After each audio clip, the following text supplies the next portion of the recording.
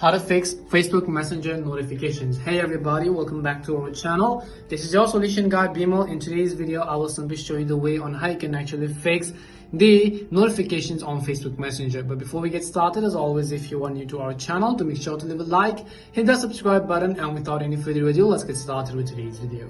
So the issue over here likely seems to be that if you've not been receiving any type of notifications on Messenger, there could be a reason that you've simply blocked notification access. So we're going to check all of that. The very first thing we will do is go ahead and simply verify whether or not some of the do not disturb mode is enabled, such as focus modes and so on.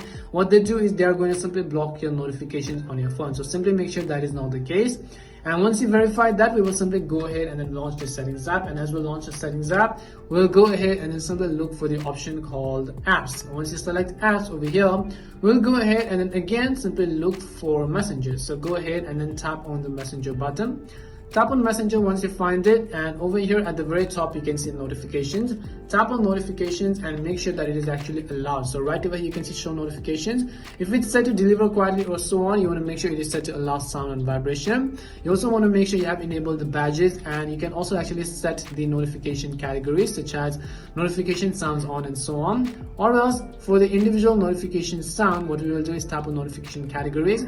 You can see notifications for all notifications such as chats, calls, admin, storage, reminders, or other notifications such as all notification, incoming calls, call in progress, ongoing services, chat heads active. So you want to make sure that all of these toggles are basically turned on, and most likely this would definitely fix your issue of the notifications.